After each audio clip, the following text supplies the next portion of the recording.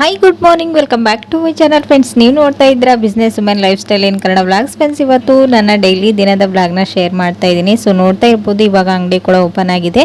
So ಸ್ಕಿನ್ನಿಗೆ pimples ಜಾಸ್ತಿ ಆಗ್ತಾ ಇದೆ, ಒಂದು ಟಿಪ್ಸ್ನ ತಿಳಿಸಿ ಅಂತ ಕೇಳಿದ್ರಿ. ಸೊ ಹಾಗಾಗಿ ಅವ್ರಿಗೋಸ್ಕರ ನಾನು ಇಲ್ಲಿ ಒಂದು ಟಿಪ್ಸ್ನ ತಿಳಿಸ್ತಾ ಇದ್ದೀನಿ.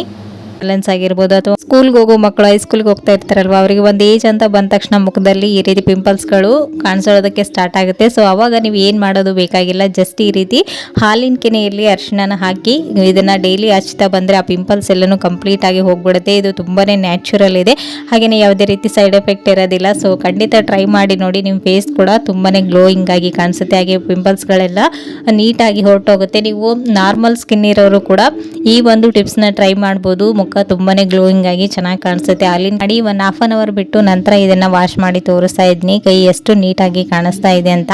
ತುಂಬಾನೇ ಚೆನ್ನಾಗಿ ಕಾಣಿಸುತ್ತೆ. ಇದು ನ್ಯಾಚುರಲ್ ಇಂಗ್ರೀಡಿಯೆಂಟ್ಸ್ ಕೂಡ ಹೌದು, ಕೆಮಿಕಲ್ ಏನಿರೋದಿಲ್ಲ. ಸೊ ಟ್ರೈ ಮಾಡಿ ನೋಡಿ. ಇವಾಗ ನಾನಿಲ್ಲಿ ಬಾದಾಮ್ ಮಿಲ್ಕ್ ಶೇಕ್ ಪೌಡರ್ ಖಾಲಿ ಆಗಿತ್ತು, ಸೊ ಹಾಗಾಗಿ ಮಾಡ್ಕೊಳ್ತಾ ಇದ್ದೀನಿ. ನೀವು ಔಟ್ಸೈಡ್ ಎಲ್ಲ ತರೋದಕ್ಕಿಂತ ಈ ರೀತಿ ನೀವು ಮನೆಯಲ್ಲೇ ಮಾಡ್ಕೊಳ್ಳೋದು ಬೆಸ್ಟ್. ನಾನು ಮಗನಿಗೆ ಡೈಲಿ ಇದನ್ನ ಮಾರ್ನಿಂಗ್ ಕೊಡ್ತೀನಿ, ಸೊ ಹಾಗಾಗಿ ಮನೆಯಲ್ಲಿನೇ ಮಾಡ್ಕೊಳ್ತೀನಿ. ಕೆಲವೇ ಇಂಗ್ರೀಡಿಯೆಂಟ್ಸ್ನ ಯೂಸ್ ಮಾಡಿಕೊಂಡು ನೀವು ಈಸಿಯಾಗಿ ದುಬಾರಿ ಬೆಲೆಯ ಒಂದು ಮಿಲ್ಕ್ ಶೇಕ್ ಪೌಡರ್ನ ರೆಡಿ ಮಾಡ್ಕೊಳ್ಬೋದು. ಸೊ ಅದು ಹೇಗಂತೇಳಿ ಡೀಟೇಲ್ ಆಗಿ ತಿಳಿಸ್ತೀನಿ, ಬನ್ನಿ ನೋಡ್ಕೊಂಡು ಬರೋಣ. ಓಕೆನಾ? ಮೊದಲೇದಾಗಿ ನಾನಿಲ್ಲಿ ಒಂದು 100 ಗ್ರಾಮ್ನಷ್ಟು ಬಾದಾಮಿನ ತೊಗೊಂಡಿದ್ದೀನಿ. ಇದನ್ನು ಸಿಪ್ಪೆನ ರಿಮೂವ್ ಮಾಡೋದಕ್ಕೋಸ್ಕರ ನಾನಿಲ್ಲಿ ಬಿಸಿ ನೀರಲ್ಲಿ ಈ ಒಂದು ಬಾದಾಮಿನ ಹಾಕಿ ಒಂದು 10 ರಿಂದ 15 ನಿಮಿಷ ಹಾಗೆಯೇ ರೆಸ್ಟ್ ಮಾಡಲು ಬಿಡ್ತಾ ಇದ್ದೀನಿ. ಇವಾಗ ಒಂದು 15 ನಿಮಿಷ ಆದ ನಂತರ ನೋಡ್ತಾ ಇರ್ಬೋದು, ಇಲ್ಲಿ ಇದು ಈ ಸಿಪ್ಪೆ ಸ್ವಲ್ಪ ಸ್ಮೂತ್ ಆಗಿದೆ. ಇವಾಗ ನೀರನ್ನು ಸಪ್ರೇಟ್ ಮಾಡಿಕೊಂಡು ಈ ಒಂದು ಬಾದಾಮಿ ಸಿಪ್ಪೆನ ಬಿಡಿಸ್ಕೊಳ್ಬೇಕು. ಒಂದೊಂದೇ ಬಿಡಿಸ್ಕೊಳ್ತಾ ಕುಂತ್ರೆ ತುಂಬಾ ಟೈಮ್ ಹಿಡಿಯುತ್ತೆ. ಸೊ ಹಾಗಾಗಿ ಇದಕ್ಕೆ ಒಂದು ಬೆಸ್ಟ್ ಟಿಪ್ಪನ್ನು ತಿಳಿಸ್ತಾ ಇದ್ದೀನಿ. ಇಲ್ಲಿ ನೋಡ್ತಾ ಇದ್ರೆ ನಾನಿಲ್ಲಿ ಒಂದು ಕರ್ಶಿಫನ್ನು ತೊಗೊಂಡಿದ್ದೀನಿ. ಆ ಕರ್ಶಿಫಲ್ಲಿ ಈ ಒಂದು ಬಾದಾಮನ್ನ ಹಾಕಿ ಈ ರೀತಿ ಫೋಲ್ಡ್ ಮಾಡಿ ಅದನ್ನು ಈ ರೀತಿ ಮಿಕ್ಸ್ ಮಾಡಿದರೆ ಸಾಕು, ಅದರ ಸ್ಕಿನ್ ಎಲ್ಲನೂ ನೀಟಾಗಿ ರಿಮೂವ್ ಆಗುತ್ತೆ. ಅವಾಗ ನೀವು ಈಸಿಯಾಗಿ ಕಡಿಮೆ ಟೈಮಲ್ಲಿ ನೀವು ಈ ಒಂದು ಬಾದಾಮಿನ ಮೇಲ್ಗಡೆ ಸಿಪ್ಪೆನ ರಿಮೂವ್ ಮಾಡ್ಕೊಳ್ಬೋದು. ಇದೇ ರೀತಿ ನೀವು ಶೇಂಗಾನ ಬಾಯ್ಲ್ ಮಾಡ್ಕೊಂಡೋಗೂ ಕೂಡ ಈ ಒಂದು ಟಿಪ್ಸ್ನ ಯೂಸ್ ಮಾಡ್ಬೋದು. ತುಂಬಾ ಚೆನ್ನಾಗಿರುತ್ತೆ, ಟ್ರೈ ಮಾಡಿ ನೋಡಿ. ಇವಾಗ ಇಲ್ಲಿ ನೋಡ್ತಾ ಇದ್ದೀರಾ, ಒಂದು ಕಡಿಮೆ ಸಮಯದಲ್ಲಿ ನಾನು ಎಲ್ಲ ಬಾದಾಮಿನ ಸ್ಕಿನ್ನನ್ನು ರಿಮೂವ್ ಮಾಡ್ಕೊಂಡಿದ್ದೀನಿ, ಎಷ್ಟು ನೀಟಾಗಿ ಬಂದಿದೆ ಅಂತೇಳಿ. ಸೊ ಇವಾಗ ಈ ಬಾದಾಮಿ ಸಿಪ್ಪೆನ ಸಪ್ರೇಟ್ ಮಾಡಿಕೊಂಡು ಈ ಬಾದಾಮಿನ ನಾವು ಸ್ವಲ್ಪ ಹೊತ್ತು ಡ್ರೈ ರೋಸ್ಟ್ ಮಾಡ್ಕೊಳ್ಬೇಕಾಗತ್ತೆ. ಸೊ ನಾನಿಲ್ಲಿ ಒಂದು ಪ್ಯಾನನ್ನು ಬಿಸಿ ಮಾಡೋದಕ್ಕೆ ಇಟ್ಟಿದ್ದೀನಿ. ಪ್ಯಾನ್ ಬಿಸಿ ಆದ ನಂತರ ಇದರಲ್ಲಿ ನಾವು ಮೊದಲಿಗೆ ಸಿಪ್ಪೆ ಬಿಡಿಸಿ ಇಟ್ಕೊಂಡಿರುವಂಥ ಈ ಬಾದಾಮಿನ ಹಾಕಿ ಒಂದು ಸ್ವಲ್ಪ ಹೊಂಬಣ್ಣ ಬರೋವರೆಗೂ ನೀಟಾಗಿ ಇದನ್ನು ಡ್ರೈ ರೋಸ್ಟ್ ಮಾಡ್ಕೊಳ್ಬೇಕು. ಇದಕ್ಕೆ ನೀವು ಬೇಕಂದರೆ 1 ಟೇಬಲ್ ಸ್ಪೂನಷ್ಟು ತುಪ್ಪನೂ ಕೂಡ ಆ್ಯಡ್ ಮಾಡಿ ಈ ಒಂದು ಬಾದಾಮಿನ ಫ್ರೈ ಮಾಡ್ಕೊಳ್ಳಿ. ಸ್ಟವ್ನ ಲೋ ಟು ಹೈ ಫ್ಲೇಮಲ್ಲಿ ಅಡ್ಜಸ್ಟ್ ಮಾಡಿಕೊಂಡು ಈ ಬಾದಾಮಿ ಸೀದೋಗಲಾರ ಥರ ನೀವು ನೋಡ್ಕೊಳ್ಬೇಕಾಗತ್ತೆ, ಇಲ್ಲಾಂದರೆ ಕಹಿಯಾಗಿ ಈ ಬಾದಾಮ್ ಪೌಡರ್ ತಿನ್ನೋದಕ್ಕೆ ಆಗಲ್ಲ. ಹಾಗಾಗಿ ಸ್ವಲ್ಪ ಪೇಷನ್ಸಿಂದ ಈ ರೀತಿ ಹೊಂಬಣ್ಣ ಬರೋವರೆಗೂ ಫ್ರೈ ಮಾಡ್ಕೊಳ್ಳಿ. ಇವಾಗ ಇಲ್ಲಿ ನೋಡ್ತಾ ಇದ್ರೆ ಈ ರೀತಿ ಕ್ರಿಸ್ಪಿಯಾಗಿ ಫ್ರೈ ಆಗಿದೆ. ಇವಾಗ ಇದನ್ನು ನಾನು ಒಂದು ಪ್ಲೇಟಿಗೆ ಸಪ್ರೇಟ್ ಮಾಡ್ಕೊಂಡಿದ್ದೀನಿ. ಇವಾಗ ಇದೇ ಪ್ಯಾನ್ಗೆ ನಾನಿಲ್ಲಿ 1 ಟೇಬಲ್ ಸ್ಪೂನ್ ಅಷ್ಟು ಪಿಸ್ತಾ ಹಾಗೆ 1 ಟೇಬಲ್ ಸ್ಪೂನ್ ಅಷ್ಟು ಬಾದಾಮಿನೂ ಕೂಡ ಹಾಕ್ಕೊಂಡು ಇದನ್ನು ಕೂಡ ಅಷ್ಟೇ ಸ್ವಲ್ಪ ಹೊತ್ತು ಡ್ರೈ ರೋಸ್ಟ್ ಮಾಡ್ಕೊಳ್ಬೇಕು. ಇದನ್ನು ಇದರಲ್ಲಿ ಸೇರಿಸೋದ್ರಿಂದ ಇದರ ಫ್ಲೇವರ್ ಇನ್ನೂ ಚೆನ್ನಾಗಿರುತ್ತೆ, ಪಿಸ್ತಾ ಫ್ಲೇವರ್. ಸೊ ಹಾಗಾಗಿ ಇವಾಗ ನಾನಿಲ್ಲಿ ಒಂದು ಮಿಕ್ಸಿ ಜಾರ್ನ ತಗೊಂಡಿದ್ದೀನಿ. ಇದಕ್ಕೆ ನಾನಿಲ್ಲಿ 2 ಕಪ್ನಷ್ಟು ಸಕ್ಕರೆನ ಹಾಕ್ತಾ ಇದ್ದೀನಿ. 1 ಕಪ್ನಷ್ಟು ಬಾದಾಮಿಗೆ ನಾನಿಲ್ಲಿ 2 ಕಪ್ನಷ್ಟು ಸಕ್ಕರೆನ ಸೇರಿಸ್ಕೊಳ್ತಾ ಇದ್ದೀನಿ. ಸಕ್ಕರೆನ ಇಷ್ಟೇ ಹಾಕ್ಬೇಕಂತ ಇಲ್ಲ, ನೀವು ಸ್ವೀಟ್ ಜಾಸ್ತಿ ತಿನ್ನೋರಾದರೆ ನೀವು ಮಿಲ್ಕ್ ಶೇಕ್ ಮಾಡ್ಕೊಳ್ಳುವಾಗ ಇನ್ನು ಸ್ವಲ್ಪ ಸಕ್ಕರೆನೂ ಕೂಡ ಸೇರಿಸ್ಕೊಳ್ಬೋದು, ಡೋಂಟ್ ವರಿ.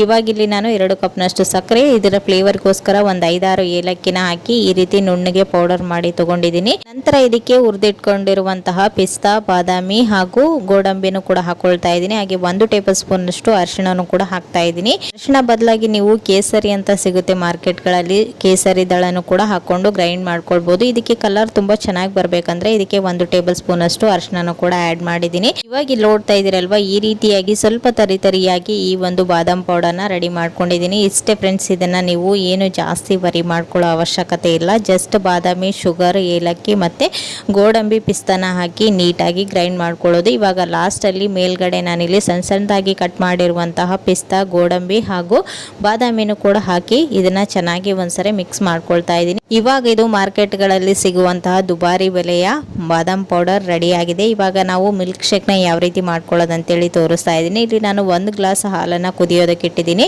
ಇದರಲ್ಲಿ ಒಂದು ಸ್ವಲ್ಪ ಸಕ್ಕರೆನೂ ಕೂಡ ಆ್ಯಡ್ ಮಾಡಿದ್ದೀನಿ. ನೀವು ಸ್ವೀಟನ್ನು ಹೆಚ್ಚು ಕಡಿಮೆ ಬ್ಯಾಲೆನ್ಸ್ ಇಲ್ಲಿನೇ ಮಾಡ್ಕೊಳ್ಬೋದು. ಇವಾಗ ಈ ಒಂದು ಕಪ್ಗೆ ನಾನಿಲ್ಲಿ ಹಾಲನ್ನು ಹಾಕಿ ನಂತರ ಇದರಲ್ಲಿ 2 ಕಪ್ನಷ್ಟು ಈ ಬಾದಾಮ್ ಪೌಡರ್ನ ಮಿಕ್ಸ್ ಮಾಡ್ಕೊಂಡ್ರೆ ಆಯಿತು.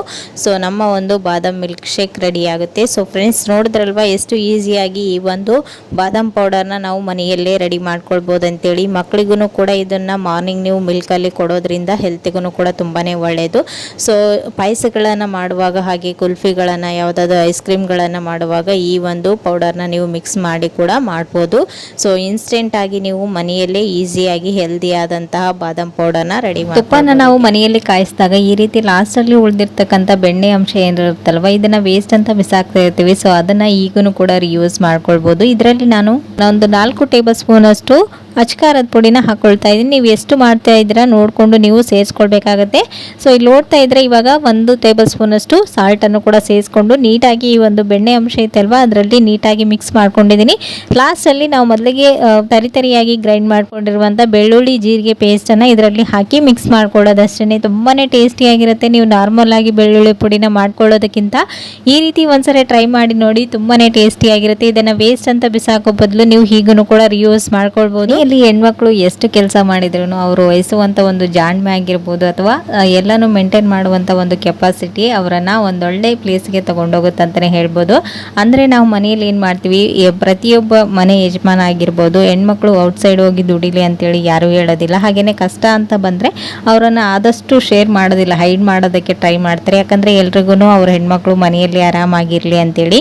ಔಟ್ಸೈಡ್ ಯಾಕೆ ಕಳ್ಸೋದಿಲ್ಲ ಅಂತಂದರೆ ಅವರಿಗೆ ಅಲ್ಲಿ ಸೇಫ್ ಅಲ್ಲ ಅನ್ನೋದು ಅವರಿಗೆ ಗೊತ್ತಿರುತ್ತೆ. ಸೊ ಹಾಗಾಗಿ ಕಳಿಸಲ್ಲ ಅಷ್ಟೇ. ನೀವು ಅದನ್ನು ಮಿಸ್ಟೇಕ್ ಮಾಡಿಕೊಂಡು ಏನೇನೋ ಹೇಳ್ಕೊಳ್ತಾ ಇರ್ತೀರ. ಸೊ ನೀವು ಯಾವಾಗ ಎಲ್ಲಿ ನೀವಿದ್ರೂ ನಿಮ್ಮ ಒಂದು ಜವಾಬ್ದಾರಿ ಯಾವಾಗ ತೊಗೊಳ್ತೀರಾ, ನಮ್ಮ ಮನೆಯಲ್ಲಿ ಎಲ್ಲನೂ ಮ್ಯಾನೇಜ್ ಮಾಡ್ತೀನಿ, ಸೊ ಅವರನ್ನು ಕೇರ್ ಮಾಡೋದಾಗಿರ್ಬೋದು ಅಥವಾ ಮನೇನ ಮೇಂಟೈನ್ ಮಾಡೋದಾಗಿರ್ಬೋದು, ಈ ರೀತಿ ನೀವು ರೆಸ್ಪಾನ್ಸಿಬಿಲಿಟಿನ ತೊಗೊಂಡಾಗ ನಿಮ್ಮ ಮನೆಯಲ್ಲಿ ಆಟೋಮೆಟಿಕ್ಕಾಗಿ ನಿಮಗೆ ಜಾಸ್ತಿ ಬೆಲೆ ಕೊಡ್ತಾರೆ. ಅಂದರೆ ನೀವು ಎಷ್ಟು ಜವಾಬ್ದಾರಿನ ತೊಗೊಳ್ತೀರಾ ಅಷ್ಟು ನೀವು ವ್ಯಾಲ್ಯೂಯೇಬಲ್ ಪರ್ಸನ್ ಆಗಿ ಔಟ್ಸೈಡ್ ಕಾಣಿಸ್ತೀರಾ ಎಲ್ರಿಗೂ.